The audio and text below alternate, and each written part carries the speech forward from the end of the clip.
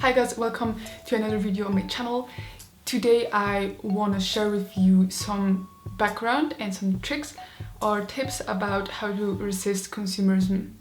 And the fact that I'm doing this minimalist video is that I haven't done one in a while, but also the fact that we are in a time right before Christmas. This is a time that is really marked by a lot of consumerism. It doesn't matter if it's concerning toys or clothes or in general presents, but also food. I want to divide this video in two parts.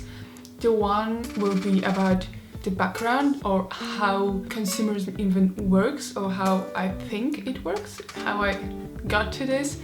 And the second part, I will talk about some tricks or tips that I'm using myself to resist this consumerism, to resist buying things. So let's start right away with the first part. So what I'm even talking about consumerism in a minimalism video, it's the fact that I consider minimalism like a sign of resisting consumerism, as I said in the beginning. The consumption-based mindset has been very present in Europe and the USA for the last 100 years, and I think this is something also that has to do with a lot of tradition in that sense, you know, and it's something that many people grew into, and it's really difficult just to go away from it because our society is working as a consumption society. But I think through the behavior of consumers like you and me, because corporations and other big firms are really pushed to change how they sell the products or how they produce the products. And I really think the change lies in the consumers. So everyone can do something to contribute to a better or not as abundance-based society. I think that we are definitely a consumerism society, especially in Europe and the USA. And it's really crazy that before Christmas it intensifies even more. You know, last week was like Black Friday, but the Black Friday turned in a Black Friday week or Black Week or whatever. And then we have Cyber Monday. Cyber Monday turned out to be a Cyber Week. And there are longer opening hours right before Christmas for people that are in a rush to buy some presents. And also for abundance of food that comes on the Christmas table. If you see it that way, I think it's pretty clear that it's all made by purpose, just to spur the consumerism of people. But I'm asking myself if buying things, like material things, is really something that we are looking for in Christmas, and if this is really something that makes us happy. Isn't it what makes Christmas so good is that you are joining your family for Christmas and dinner. And I'm also asking myself if there is a way to see through that marketing film of all supermarkets and shopping malls. Don't fall in the trap and even save some money. So that leads me to the second part, in which I want to show you some tactics that I've been using or that helped me to resist the consumerism and to buy less stuff. So the first thing here is really like number one tactic, that you have to make a list, for example for grocery shopping. But this is something that really comes to a lot more of preparations, for example doing a meal plan for a whole week, and some people really don't do that, and this is really something that leads to buying unnecessary things and having too much things in your fridge, in your kitchen altogether. It mostly ends up in having a lot more of waste because we have food that we can't eat. But also, for example, doing like an inventory of the things that you already have at home, and also doing this list and maybe having it on your phone and constantly refreshing it, updating it, may help knowing what you really need in your house and what food you need. Because I really think it's really important, because every family is different and everyone has different necessities. So having like the base of what has always to be at home really helps having the really important stuff and not being hungry. This is really important, to always like make a list when going shopping, because I think when you're making a list you really have to think actively, and then you write things that you really will need and not saying, oh yeah, look, the toppy number is really cool, but you will never do something with that because you don't know what to do with that.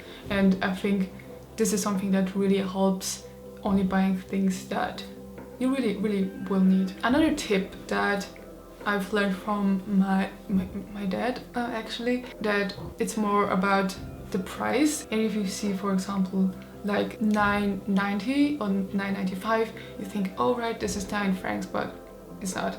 And it's really important to do a little math in your head, and then you can round everything up. You know, when you have, as I said, something with a 9 or 95 cents at the end, you can just round up to the next bigger number. And then I think it really changed the perspective on how you look at things, because maybe you will give for something like $5, but 6 you will not. It's like sometimes it really helps, and this is also made on purpose, that you have not like the whole numbers or like 10 or 20 most of the times, because just looks back.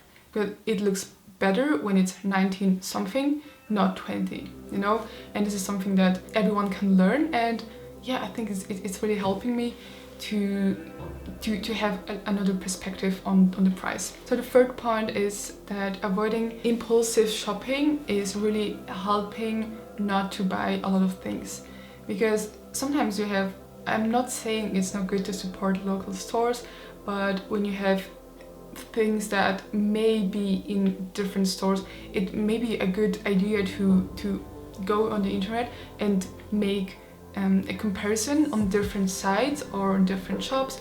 And most of the time there are really a lot of distributors that are offering the same item. So just checking the offers and making the research about, in general, the things that you want to buy and where is the best possibility to buy it. I think this also, it needs a little bit of time, but in the end it saves you money very often. And I was always against going to the first best shop and just buying what's there. Have everything present to you. You can also make a table or just write things down, and this is something I really like doing and do most of the time. So the next tactic that has a little bit to do with the minimalism thing, but I started to do this a few years ago. I have realized that buying things that are really just like 10 or 15 bucks don't really last that long. This is something maybe obvious, but I don't think everyone knows that. But when you're buying things that are really cheap, you might think like, alright, I'm just buying it. This is like $20. It's not that big of a deal. You don't think this is just not a very high price, but in the end it can even be that you are spending more money because of buying cheaper things. This may not make sense for everyone, because there are people that aren't buying anything, but in my case it was really like things that are not made of a good material or good textile, are not comfortable. I also had situations where I just thought, oh yes, this t-shirt is really cheap because it had like sale on something, but when you realized after that this shirt is like really bad quality and you don't really like wearing it, so it doesn't make really sense, and this just contributes to the waste that we are producing. And the one thing is that it's not good for the environment, but it's also not good for your wallet, because you have to buy more and more things. So I think instead buying one thing that is much better quality is more important. So I just really think the one tactic here is quality instead of quantity, and this is also that leads to more minimalistic lifestyle. The next thing is that when you are really holding something in your hand or you are watching at it on the internet, I really like to ask myself the questions, do I really need that? Do I have something similar? When yes, I don't think I really need that. Does this or would this item bring me additional value to my life? And these are a few questions, or they can also make yourself some questions up that are really good for reducing the amount of what are you buying, because most of the time you just think this is something cute, this is something really great, I like the color, but in the end you will never wear it, you will never use it, and this is something that nobody wants. And I have experienced it in my life sometimes, and is not a great feeling. So it's like throwing away your money. And in that category, but especially for clothes, I also like to ask myself questions like, does this item really fit into my wardrobe? And I make up some outfits in my head, you know, would this item fit to this one, like the colors or the fits? Is it something that I have already or something that I really need? So you can even do like visual compositions of your clothes that you have and clothes that you want to buy.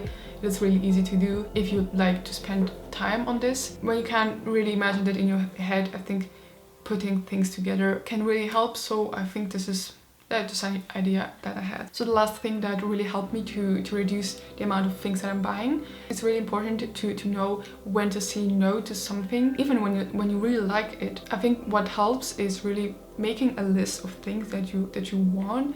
Maybe you have seen something somewhere and you're really fascinated by it, you really want it. Putting things on a list and looking at it from time to time is really helpful, and then you wait for 4 weeks or even more and then see if you want it still.